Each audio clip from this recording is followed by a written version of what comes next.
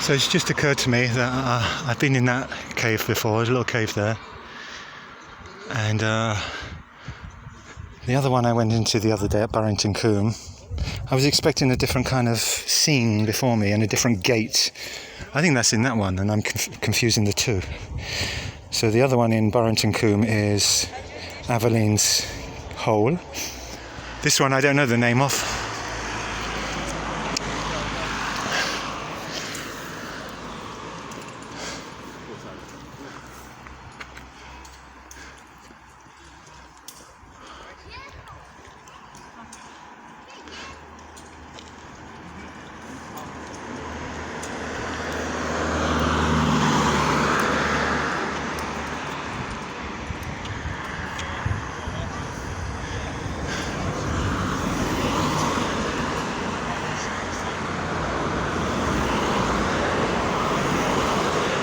Now, is he going up or going down? I'm not sure.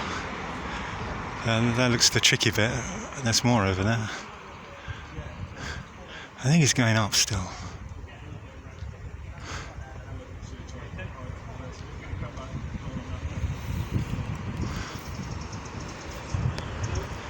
Yeah, rather you than me.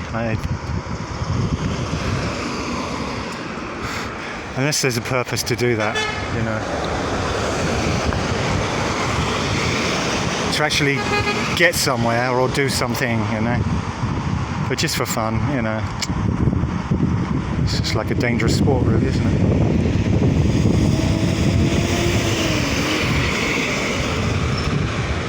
A bit like caving, I suppose. Dangerous sport. I suppose just walking through the gorge counts as a dangerous sport. Yeah.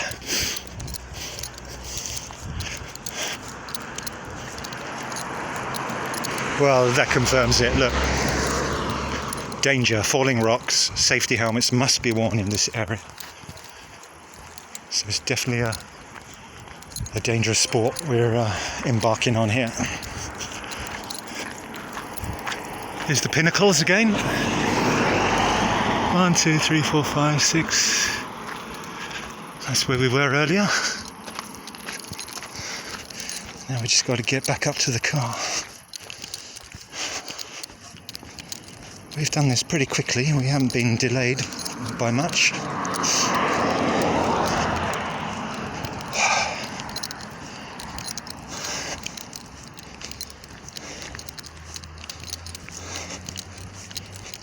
Still feeling pretty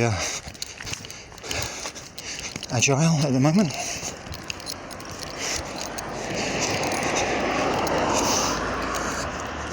Not too weary. But I usually find that the muscles tend to ache, not the next day necessarily, unless you really work them, but the day after the next day. That's when I get the muscle ache. Usually on the calves and ankles I tend to get my aches from.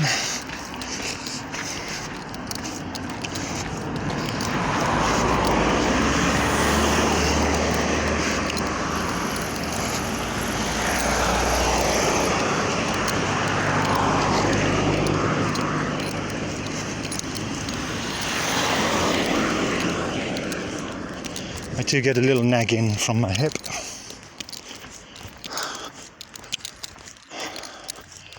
But I put that down to age, really. And it doesn't prevent me at the moment going on these lengthy walks.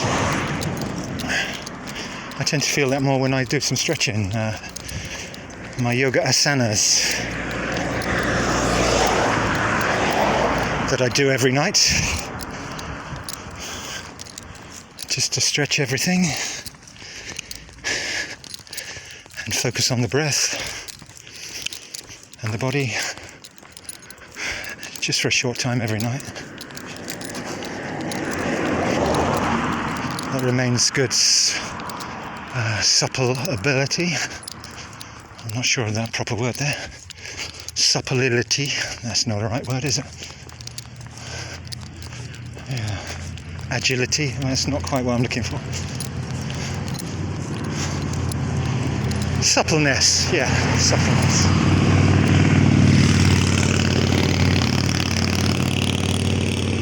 Looks like there was a nice, fairly sizable tree here.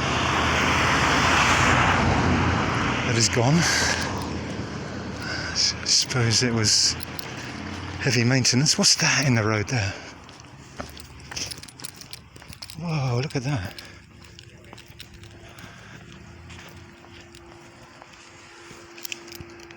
Yeah. That's gonna... shouldn't be too much of a hazard for a car, just run straight over it really. Maybe for a cyclist, if you're going slow, you might grab your tyre and fling you off your bike. Sticky tar, goo, rock, half melted rock on the road there. Now if rocks tumble down this side, they're not coming from above, and you'll probably have fair warning hearing it crashing and tumbling towards you, so you can take evasive action. But the other side's a different matter. But look at all these rocks. They have all fallen or slipped when the gradient is not sheer. They're going to come down slower, and usually when it's heavy rainfall. Small climbers, he's going up an overhang there.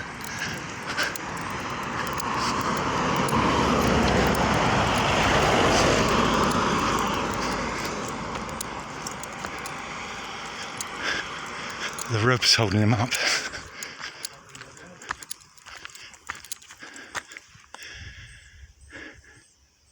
No longer going to die of that. I think I get close, but yeah, I think there is a way. I think we might be able to try and get this right.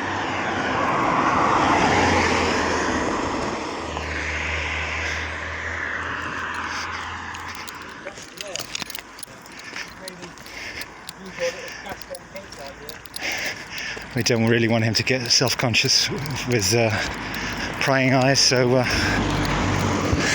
we'll let him get on with it. It's precarious enough as it is, without being distracted.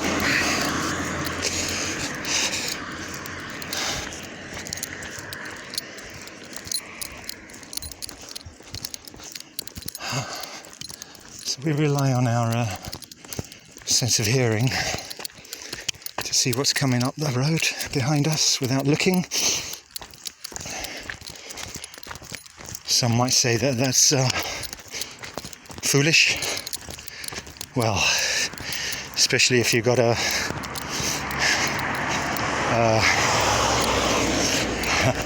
especially when you're being accused, shall we say, of being deaf sometimes. What? Me? Yeah, well, is it the ears that's deaf, or is it the one's sense of attention that is deaf? And is that by design or by choice?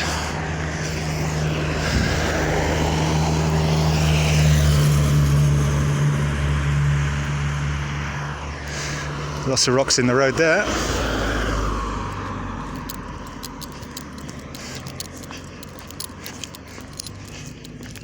Well, it's easy to detect an engine or the roar of tyres when it's calm and quiet otherwise, which it is now. But when there's plenty of traffic around, that's when you have to look as well, because the individual drone of all the collective vehicles will drown out the one that's about to run you down. Lovely forest there on the hillside, and more of a gentle slope. And why is it on that side and less so on this side? Well, it's the lee side, and the lee side is more prone to moisture and shade, and less susceptible to elements, I suppose, and the heat, sun and what have you.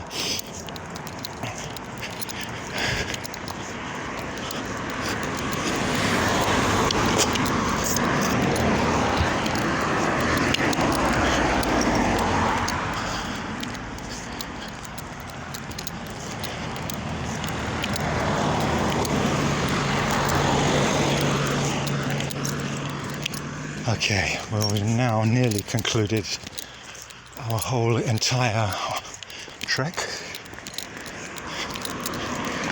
Just a few more corners, I think, and then we're back at the car.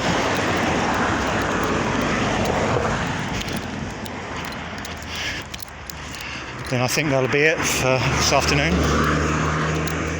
We'll head on back home and get a drink, because we do all this without taking any water with us.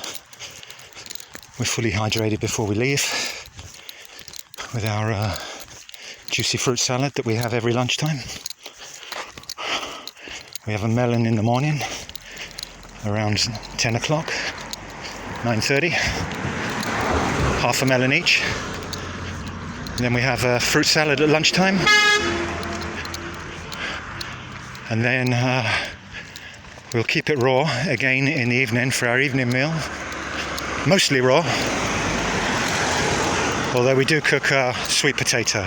That's our staple diet. We have a cooked sweet potato, and then we have a salad, which usually comprises of red cabbage, sprouted mung bean or lentils, cucumber, and at this time of the year we're harvesting our organically homegrown cucumber,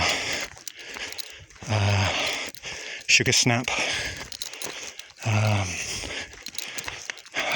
raspberry, that's for the fruit salads, blackberry, cucumber, tomatoes we've had, and they're just maturing shortly. Nice yellow tomatoes. And so we'll have a salad, and we have crudité, not coup d'etat, crudité, which are raw broccoli, carrot, organic where possible, cauliflower. So these are little florets, little dip-in florets that we dip into. Okay, we use a hummus, usually shop bought, but a quality one. And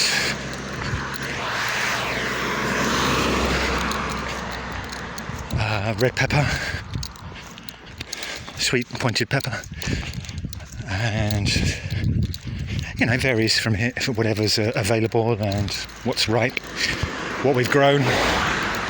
But this is all raw, generally, except for the potato and the hummus. And we will supplement with a few nuts and seeds. I've just been reducing my nut intake lately, there being proteins. Don't need too many. I tend to overdo those a little sometimes. But we were doing just baking not only sweet potato but other potato and parsnip for a while over the winter period. But we've let that go and just done the sweet potato. It's healthier than the regular potato, which are not particularly healthy for you. We use a quality oil, extra virgin olive oil.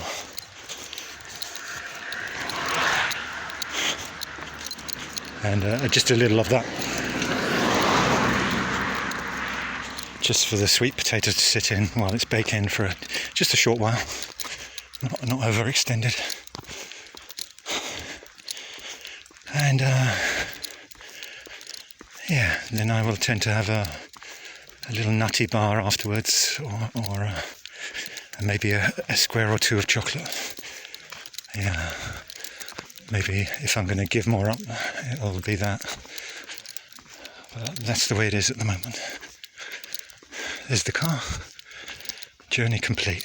Over.